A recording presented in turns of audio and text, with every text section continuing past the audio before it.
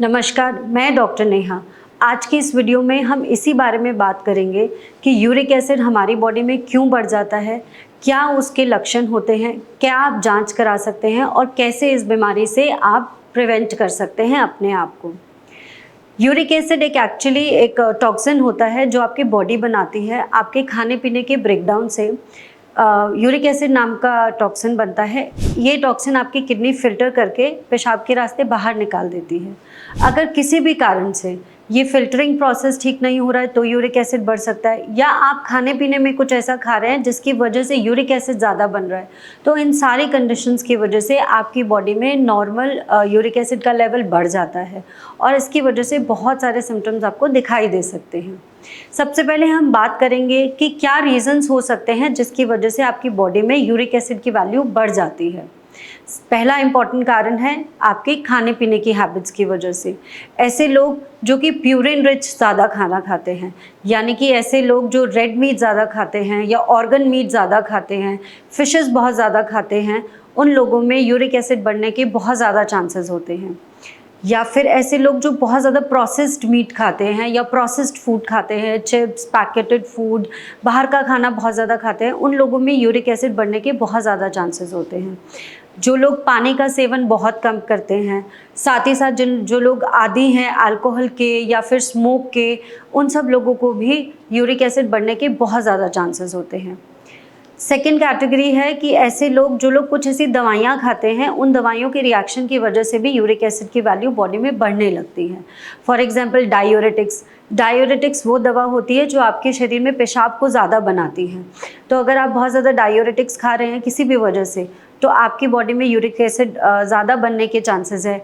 या आप ऐसी दवाइयाँ खा रहे हैं जो कि इम्यूनोसप्रेसेंट्स होती हैं, तो भी आपकी बॉडी में यूरिक एसिड बनने के काफ़ी ज़्यादा चांसेस होते हैं। ऐसे कुछ हेल्थ डिसऑर्डर्स भी होते हैं जिनकी वजह से आपकी बॉडी में यूरिक एसिड की मात्रा बढ़ सकती है। जैसे कि अगर आप मोटे हैं, मोटापे से शिकार है, डायबिटिक पेशेंट है या हाइपरटेंसिव पेशेंट है, या आपको कोई एसोसिएटेड लिवर या किडनी डिसऑर्डर है, अगर हाइपोथायराइडिज्म है आपको, तो ये वो सारी मेडिकल कंडीशंस हैं जिनकी वजह से बाय डिफ़ॉल्ट आपकी बॉडी में यूरिक एसिड ज़्यादा बन सकता है। अब अगर आपको डाउट है, कोई भी आपको सिम्टम आ रहा है, तो आप एक जांच करा सकते हैं जिससे ये कंफर्म हो जाएगा कि आपकी बॉडी में वैल्यू नॉर्मल से ज़्यादा है या नहीं है। वो टेस्ट कौन सा होता है? KFT, kidney function test. आप किडनी फंक्शन टेस्ट कराएंगे तो उसमें एक पैरामीटर होता है यूरिक एसिड का। मेल्स में नॉर्मल यूरिक एसिड की वैल्यू 3.5 to 7 होती है और फीमेल्स में नॉर्मल वैल्यू 2.5 to 6 होती है। तो अगर आपका यूरिक एसिड का वैल्यू इनसे ज़्यादा है, नॉर्मल लिमिट से ज़्यादा है, तो आपको सिम्टम्स आएंगे।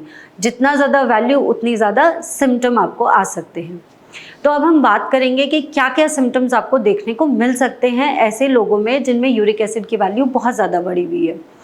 आपको सर्कुलेटिंग यूरिक एसिड जो होता है ना, वो क्रिस्टल्स फॉर्म में आ जाता है और वो क्रिस्टल्स जाके आपके बॉडी जॉइंट्स में डिपॉजिट होने लगते हैं। पहला जॉइंट जहां आपको सिम्टम दिख सकता है वो होता है आपके पैर की उंगलियों में, स्पेसिफिकली आपके पैर के अंगूठे में। सबसे पहला जॉइंट वो अफेक्ट हो सकता है।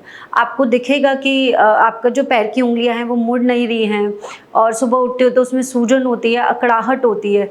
अगर ये सारे आप सिम्टम्स फेस कर रहे हो तो ये इंडिकेट करता है कि आपका यूरिक एसिड बढ़ा हुआ है।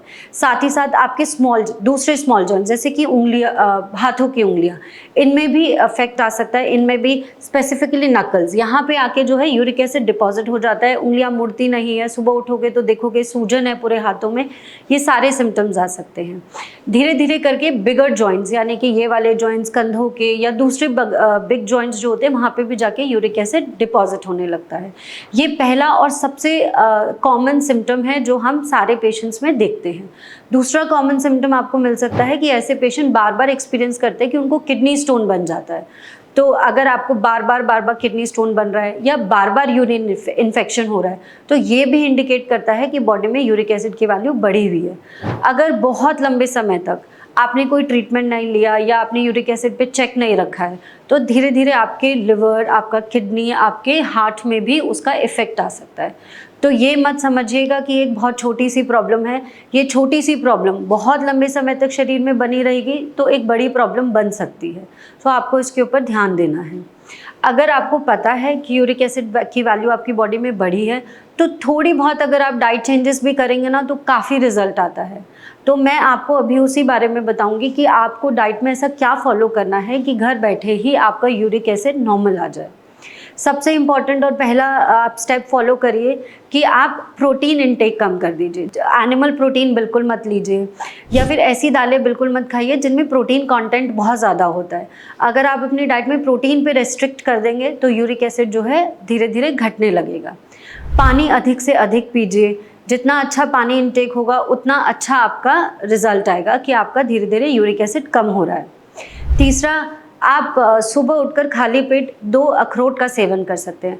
ओवरनाइट आपको सोक करके रखना है, रात में 2 अखरोट की गिरियाँ आपको भिगा देनी है, सुबह उठ के उसे खा लेना है। ऐसे लोग अजवाइन का पानी भी इस्तेमाल कर सकते हैं।